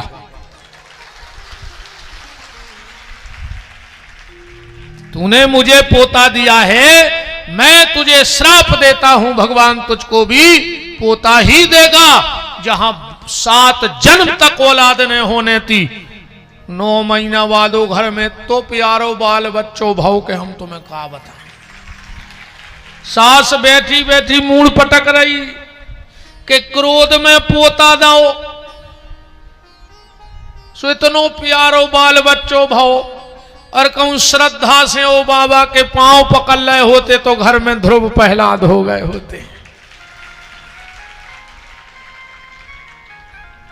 एक दिन अरे वो पोता हमें मिल गओ, जो माधव के मुंह पे मारो, सो माधव ने वो पोता ही उठा ला, चलो कछु तो मिलो। अपन ने तो भिक्षा में कौन पैसा मांगे थे, जगह थी भिक्षा दिया, वो ने पोता देता, वही बहुत है। सो वही कपड़ा उठा के झोली में धल लो। एक दिन वो पोता मिलो, उसे पूछी का हाल चाल है। वो पोता की कहानी सुनी इन शब्दों में। पोता कह रहा है महाराज धन्य है सतपुरुषों का संग, कि धन्य है सतपुरुषों का संग, बदल देते जीवन का रंग। मैं पोता, वो अपनी कहानी सुना रहा है, मैं पोता रोता था पहले, पड़ा कीच के बीच, अंग अंग सड़ते गलते थे, धर्म कर्म सब नीच, बना में पूर्ण पाप का अंग। अच्छा पोता को तय काम है, सवेरे फेरो नरदा फेंक दो, भिनक रही दिन भरो में माछी। बताओ अच्छा कोई आरती तो उतारत नहीं है दिन भर। मैं पोता रोता था पहले, पड़ा कीच के बीच, अंग अंग सड़ते गलते थे, धर्म कर्म सब नीच, बना मैं पूर्ण पाप का अंग, धन्य है सतपुरुषों का संग। बोले फिर, बोले माधव दास जी गए, सो गली में बह रही थी एक नदिया, सुनने वो छबो छवाओ, पोता ने कहा रगड़ रगड़ के धोला उसको, कि निर्मल जल से तन मेरा धोया, करके सो मन प्रीत, उन निकल पड़ी मेरी उज्जवल काया, जैसे थान कटा नवनीत। हम ऐसे होगा जैसे नई थान के हुए, अच्छों ने सुखा के घरी बना कर धल लो। फिर बाबा जी पहुंचे आश्रम, उदना आश्रम में ने हतो पहला बाबा जी को बनाने थी फूलबत्ती, सुनने हमें छील मारो, कि कर कमलों से बना फूल सा हमारी फूलबत्ती बना लेंगे, कि कर कमलों से बना फूल सा, और दिया घिरत में डाल, संसार में हते सो नारदा पे डरे रहते, बाबा के संगे लग गए सो घी के डिब्बा में कूद रहा, कि कर कमलों से बना फूल सा, दिया घिरत में डाल, और मान सहित में मंदिर पहुंचा, देखा ठाकुर द्वार। आरती में बैठ के पहुंचे रे फिर हम बाबा के चक्कर में। और तो वो पोता कह रहा हो अपने भी जल जला है। बोले कैसे? बोले झूला करूं आरती ऊपर, ओ गड़ोर करें गुणगान। आज गड़ोर जी बजा तो अपन झूल रहा है आप के झूला करूं आरती ऊपर, गड़ोर करें गुणगान, और मेरे उजाले दर्शन देते हैं भगवान। धन्य बना में पूजा कायर धंग, बना में पूजा कायर धंग, धन्य है सतपुरुषों का संग, बदल देते जीवन का रंग। तो ये प्रसाद की महिमा है। अब बात जा चल रही है कि प्रसाद खाओ चाहिए कि नहीं खाओ चाहिए। तो भगवान शिव की पिंडी पे चढ़ा हुआ प्रसाद और शिव पे चढ़ा हुआ जल, श्लोक संख्या लिख लो आप, बिंदेश्वरी संहिता अध्याय नंबर 22 और श्लोक नंबर 13। इसलिए कि लोगों को यह ना लगे कि कहूं की बात कहूं लपेट दई। यहां लिखा है सालक ग्रामो भवेद लिंगे,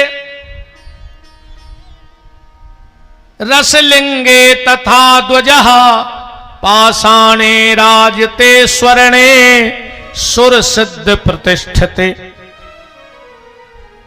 भगवान शिव के अभिषेक के जल में अगर सालक राम जी को स्पर्श हो जाए, सालक राम की बटुलिया को,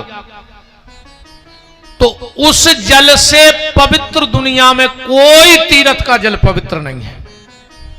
अगर शिवाभिषेक को जल धरो में सालक राम जी छिप जाएं, तो उस चाहे जल को पी लो चाहे पूरे दुनिया के तीर्थों को जल पी ले, बराबर पुण्य है। पर अगर शिव अभिषेक के जल में सालक राम जी को जल नहीं मिलवाए, तो फिर वो जल पीना नहीं चाहिए, खाली शरीर पे छिड़क लेना चाहिए, फिर वो जल पीने लायक नहीं है। पहलो प्रमाण तो जो शिव महापुराण में है सालक राम जी का, और दूसरा प्रमाण बिल्कुल जिसको भी शंका हो, हम ऐसी चीजें अपने बिल्कुल परमानेंट संगे राखत हैं। ये लिखा है इसमें नारद पुराण का आग्राहे शिव निर्माल्यम पत्रम पुष्पम फलम जलम सालग्राम शिला स्पर्शम सर्वयाति पवित्रताम। और हम तो कहते जब पुस्तक देख ले, अगर कहूं तुम्हारा मिल जाए कि आऊं तो ढूंढ ले जो। दुनिया को ऐसा कौन प्रश्न नहीं जी कोई में उत्तर न लिखो हुए। आदमी को जीवे के लाने क्या करें क्या ना करें, ऐसे अपने संगे राखत है कछु ऐसी के आदमी अगर ज्यादा करे तो भैया ज्यादा हरी से जो है प्रमाण माय श्लोक संख्या के। तो नारद भक्ति सूत्र में भी आया है और शिव महापुराण का श्लोक संख्या हमने बता ही दिया है। तो प्रसाद की महिमा। अब शिव जी को भस्म क्यों लगती है?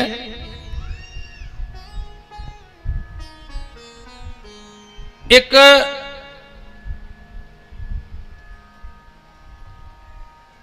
बहेलिया था, बड़ा भोला भाला। एक बार एक संत के पास गए, बोले महाराज कछुए सो उपाय बता दो कि हम शिव जी को रोज चढ़ाएं और हम पे वे प्रसन्न हो जाएं। महात्मा का पता कौन मस्ती में हते, बोले तुम एक काम करो, चिता की राख चढ़ाने लगो शंकर जी को, और रोज नए मुर्दा की राख। बोले ठीक, वो जम गई। अब वो कोई एक ही काम, उन्हें सब काम धंधे छोड़ के ने वो रोटी की चिंता ने पानी की, वो तो 10-50 गांव में जो पता करे कि को कबे मार रहा हो को कबे मार गाओ। वो तो सवेरे जाए और चिता की राख भरे और शिव जी को चढ़ा देवे। हम कछु कथाएं जल्दी जल्दी बता रहे, विस्तार में नहीं जा रहे। 12 वर्ष हो गए वो रोज चिता की भस्म चढ़ात महाकाल बाबा को। भगवान महाकाल ने विचार करो के कि परीक्षा करें तो वास्तव में के मन में है कि एक दिन इतनो पानी गिरो के कहूं चिता की राख ही नहीं मिली जो शाम को घरे आओ मुंह उतारे। पत्नी बोली दिन भर होगा भोजन कर ले। पति बोलो कि तुम्हें तो पता है कि जब तक हम शंकर जी को चिता की राख नहीं चढ़ा तो भोजन नहीं करत। पत्नी बोली एक काम करियो कल डबल चढ़ा दियो। पति बोलो तो कल भोजन भी डबल कर ले। जब भजन डबल हो सकत तो भोजन डबल नहीं हो सकत। हम बिना चिता की भस्म चढ़ाएं भोजन ने कर। पत्नी ने सोची धिक्कार हमारे लाने कि हमारे पति को भोजन नहीं हो पा रहा। पत्नी का मतलब है जो पति को पतन से बचा करके उसके धर्म की रक्षा करके परमात्मा से मिला देवे। पर आजकल तो अब मैडम होने लगी, मैडम जो दिन भर पति को बजाएं डम डम डम सो मैडम। और अंग्रेजी में कहते हैं wife, this is my wife. दिन भर कैंची से पति की काटे लाइफ। और घर वाले की तो बागत भई है अंग्रेजी में। घर वाले को कहते हैं हज बैंड, और बैंड माने होते हैं बाजे। सो इनके लाने घर बार किलो हंसबे को बाजो आए। पहले भाई खिलौना नहीं आता तो वो में चाबी भर दे वो कर तो कड़ कड़ कड़ कड़ कड़ कड़ कड़ कड़ ऐसा ही तुम्हारे यहाँ बैठे इनको जितनी चाबी भरी नहीं जो रंजित तो नंगा रही तुम उतना ही नंग रहे नहीं तो खिलौना बे रही हो। बहेलिया की पत्नी बैठी बैठी बोली के उपाय में लगाओ भस्म चढ़ावे को। बोले का? बोले हम रोटी बना के पीपर पे बांधे दे रहे और फिर अपन हम बैठे जा रहे कुटिया में तुम आगी लगा दे सो हम बार के मार जे। सो तुम जब चिता की राख शंकर जी को चढ़ा के लौट के रोटी खा ली गो। तो कुछ मुंह से नहीं के घर वाली मार रही के का कहने लगो तो जल्दी रोटी बनाओ और मर जाओ। हम तो चिता की राख चाहे ने। उसने भोजन बनाया, बाहर वृक्ष पे बांध दिया। इसने पत्नी को कुटिया में प्रवेश कराया, बाहर से कुंडी लगाई और आगी धर दी। चिता जैसे ही ठंडी भाई दो ही मुट्ठी में राख भरी और मंदिर पहुंचो तो का देख रहे हो कि उते एक महिला बैठी है। और जब पास में गौ सो देखो कि हमारी पत्नी बैठी। कहने लगो तुम्हें तो हम झुपड़िया में बारे आए थे, तुम कहाँ आ गई? पत्नी बोली नाथ जैसे ही तुमने आगी लगाई एक बाबा प्रकट भाव गरे में सांप डरो तो त्रिशूल लाए तो उन्हें हमें उठा के और मंदिर में रख दो। पति ने हाथ जोड़े बोले तू धन्य हो गई। मैं 12 साल से भस्म चढ़ा रहा हूं और भस्मधारी भोलेनाथ ने दर्शन तुझे दे दिया। धन्य है तेरे पातिव्रत धर्म को। अब तो ये जोर जोर से महाकाल की पिंडी में सिर मारने लगा।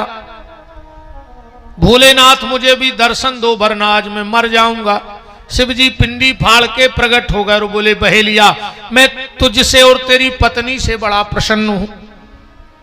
मैं वरदान देता हूं जो भी पुरुष नित्य भगवान शिव की पिंडी को भस्म चढ़ाएगा उसे पत्नी का वियोग नहीं सहना पड़ेगा। और जो भी पत्नी नित्य भगवान शिव को जल चढ़ाएंगी उनको पति का वियोग नहीं सहना पड़ेगा भस्मी मिला करके।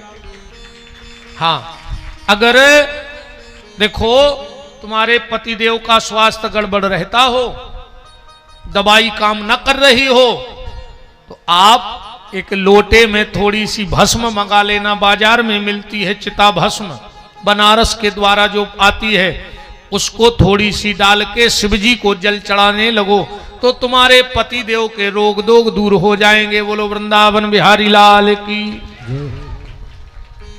अब इसका आध्यात्मिक भाव जो आए।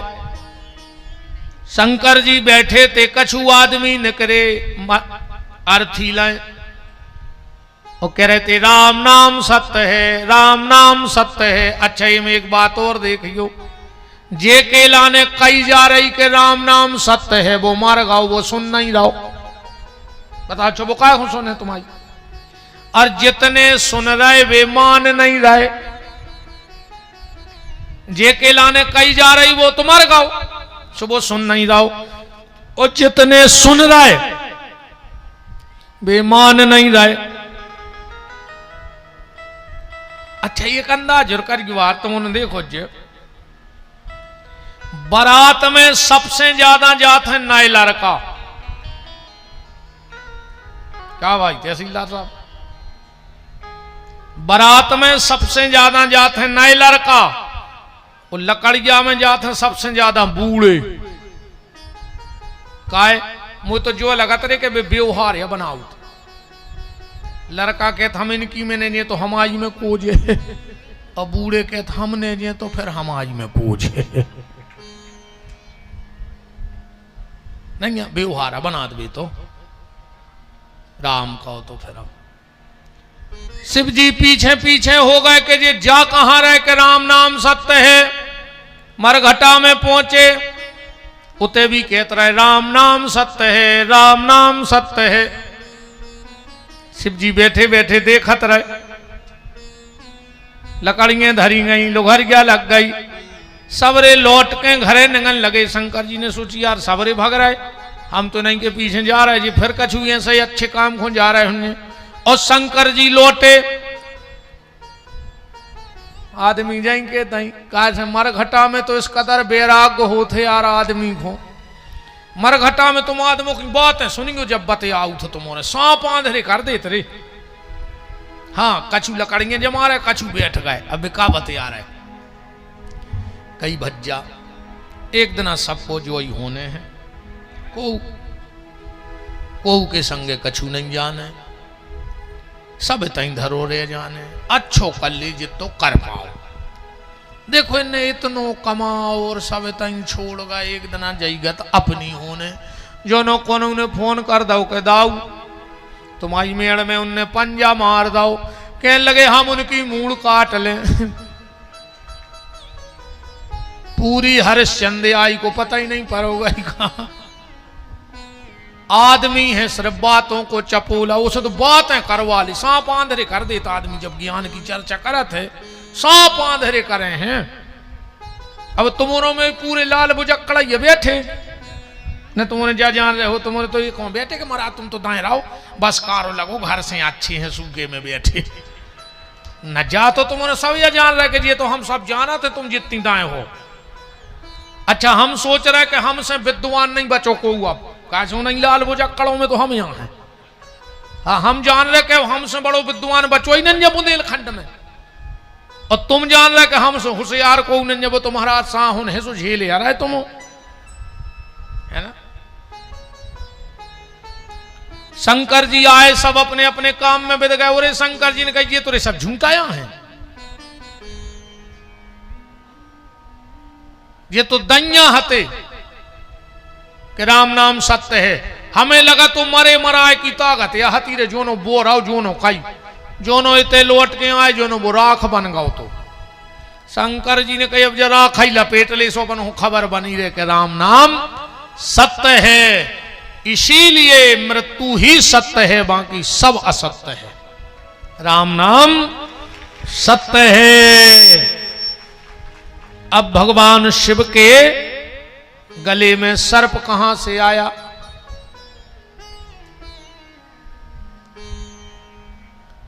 एक बार लक्ष्मी नारायण दो जने चले जा रहे थे। लक्ष्मी जी ने देखो कि भगवान नारायण बड़े संभल संभल के चल रहे हैं, बड़े संभल संभल के चल रहे हैं। लक्ष्मी जी बोली प्रभु इतने संभल के काहे चल रहे?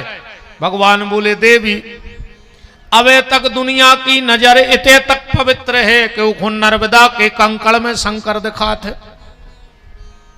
वो बात भी सही है, नर्मदा के कंकड़म सदा शिव शंकरम। नर्मदा का एक एक कंकड़ शंकर है। कलयुग में जितना महत्व नर्मदा के शंकर जी की पूजा को है और पार्थ मिट्टी के उतनो कौन देवी देवता की माने शंकर जी की कौन पिंडी को तो फल नहीं। नर्मदेश्वर साक्षात हैं कलयुग में, क्योंकि बाणासुर नाम को एक दैत्य भाव प्रहलाद के परिवार में था दैत्य जाति से, जन्म से, पर शिव का बहुत बड़ा भक्त था। रोज 1.25 लाख शिव जी की पिंडी बनात तो, और जब आवाहन करत तो हर रुद्री में शंकर जी दिखान लगते, और पूजा करके सीधो को सीधो नर्मदा में सिरा दे तो विसर्जन करत ने। तो एक दिन भगवान शिव प्रसन्न हो गए और बोले बाणासुर वरदान मांगो।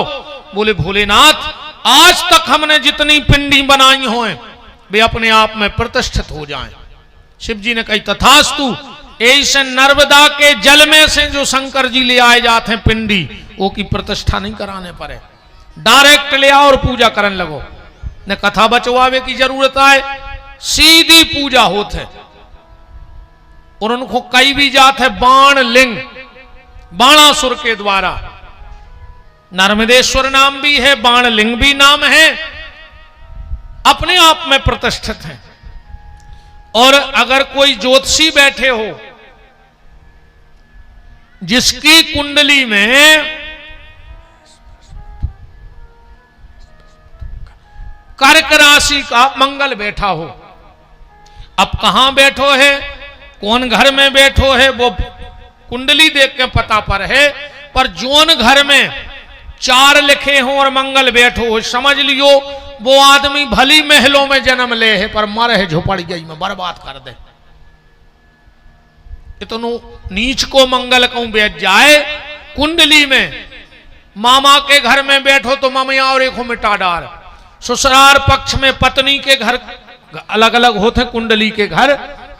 अगर पत्नी के घर में बैठा है तो ससुराल को दमाद बर्बाद कर दे, भाई के घर में बैठा तो भाई को बर्बाद कर दे, पिता के घर में बैठा तो बाप की संपत्ति मिटा दे। और वही मंगल अगर मकर राशि को होकर कोनों की कुंडली में बैठ जाए, मकर राशि को मंगल 10वीं राशि को होकर बैठ जाए, तो आदमी भली झुपड़िया में जन्म लेवे, पर आखिरी में मर है महलों में अपने, क्योंकि भूमि का स्वामी है।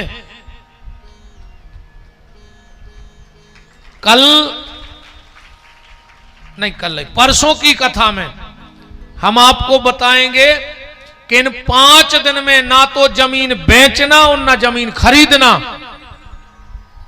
और न मानो तो जेदना हम बते हैं सो लिख लियो और कोनो नए मकान की रजिस्ट्री करवा लियो, और फिर 1 साल बाद हमसे मिल गयो। 2 दिन में जो हम 5 दिन बते हैं, जो जो बिल्कुल नहीं मानत जे चीजें भी हमसे मिलो, हम मनवा दें तुम्हें, और तुम्हें मानने पर है।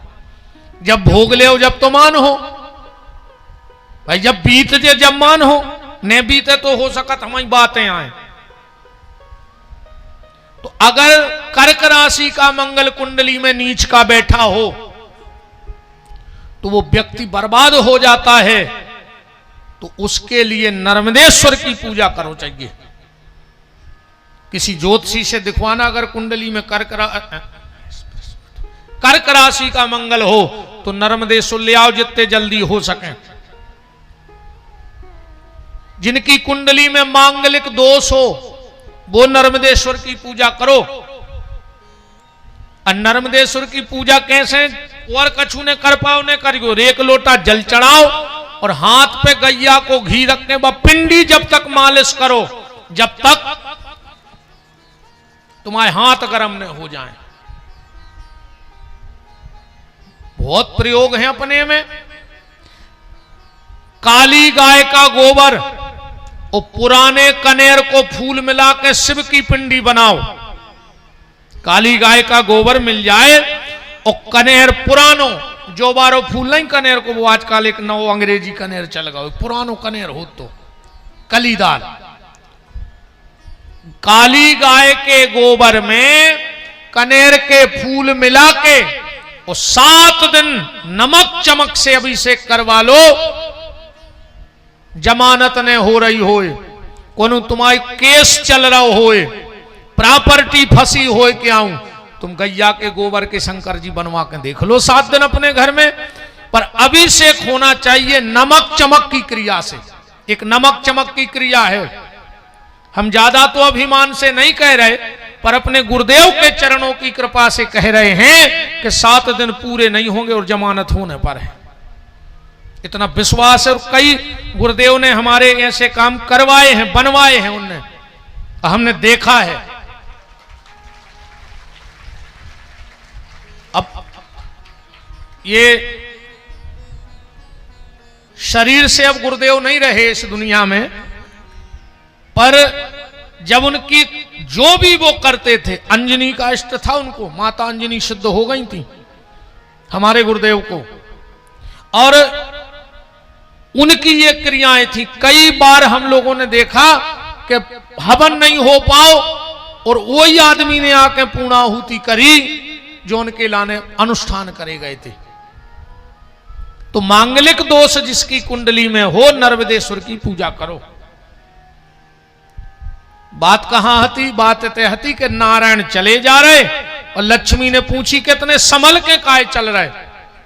भगवान नारायण बोले, देवी अबे तक दुनिया की नजर इतनी शुद्ध भई है कि वो नर्मदा के कंकड़ में शंकर दिख रहे, पर मुझे तो हर कंकड़ में शंकर दिखता है, मैं क्या करूं, इसलिए संभल संभल के चल रहा हूं।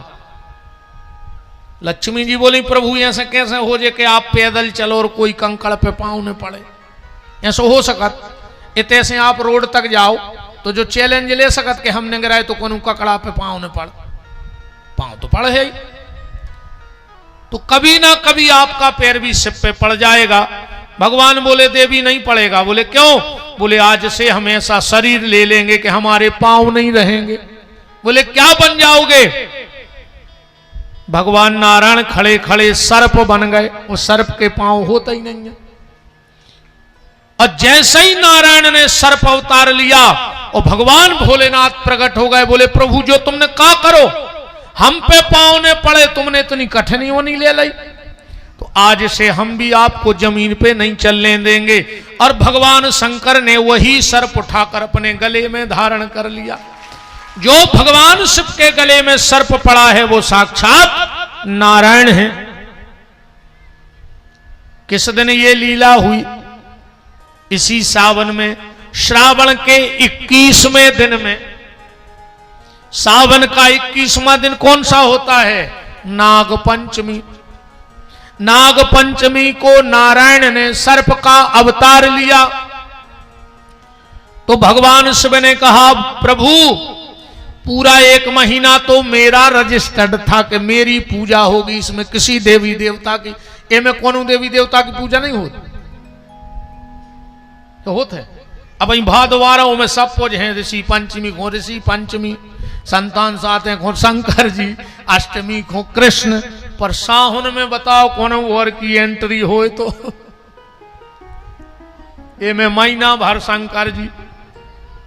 पर बोले भोलेनाथ बोले कि प्रभु 1 महीना पूरा मेरा रजिस्टर्ड है, पर आज आपने मेरे कारण ऐसी योनि बनाई है, तो आज का दिन आपकी ही पूजा होगी। नाग पंचमी सिर्फ सर्प की पूजा होगी, और उस दिन मैं भी आपका पूजन करूंगा। तो नाग पंचमी को सांप की पूजा हो नहीं हो? अब ठीक है, अब कचुके नहीं रहे, बहुत खराब आ गई थी भीतरे, मन बदब गई बात। वृंदावन बिहारी लाल की जय। रुद्राक्ष, अब हम पूरी कथा को ठिकाने तक ले जाएं। आज की आगे की सारी सृष्टि की रचना हुई, और जब शंकर जी को पता लगो कि ब्रह्मा जी अपनी बिटिया पे मोहित हो गए, तो शिव जी ने बहुत डांटा। अब ब्रह्मा जी कुछ कह तो पाए नहीं, कुछ नहीं कह पाए, पर मन ही मन शंकर जी से बदला लेवे को निश्चय कर लो। तुरंत राजा दक्ष को प्रकट करो, और दक्ष तुम ऐसी कन्या प्रकट करो जो शंकर जी को मोह लेवे। दक्ष ने कही कोनो साधारण कन्या की दम नहीं है शंकर जी को मोहवे, उनकी शक्ति को प्रकट करने पर। तो दक्ष ने नवार्ण मंत्र का पहले पुरुष चरण, ज्ञानी जन समझ गए होंगे, फिर तपस्चरण किया, और सती प्रकट भाई, उस सती को शंकर जी से ब्याह करवाओ गो। और सती और शंकर जी के ब्याह से अपने तो एक परंपरा बन गई। ध्यान से सुनत जाइयो, अब आपके ते भी हुई है, आज भी अपने ते नियम है, जब बहू घरे आऊ थे पहली बार तो डायरेक्ट तुम्हारे घरे आ जात। बोलो नहीं आत ना? कौन पड़ोसी के उतर है, रिश्तेदार के उतर है, बगल बारे के। अब बताओ रुपया मैंने खर्च करो, बहू मोरी और उतर गई दूसरे के। अरे लक्ष्मी मोरी आए बा और उतर गई दूसरे के। ऐसो काय हो? ऐसो शंकर जी के ब्याह से हो रहा हो। जब शंकर जी सती को लेके जा रहे थे सो रास्ता में मिल गई लक्ष्मी। बोली काय दादा कहाँ जा रहे? बोले ब्याह होगा घरे। लक्ष्मी जी बोली अबे तो अकेले बैठे रहते बर गया तरे जा झेल लगी। अब तुम्हारा घर दूर है नहीं है, सो कहाँ रहे हो? शंकर जी बोले तो क्या करें? तो लक्ष्मी बोली नानो घर ने बने सो हम आए तेरा। शंकर जी बोले उसे फायदा का है? लक्ष्मी बोली हम नियम बना दें जो। बोले का?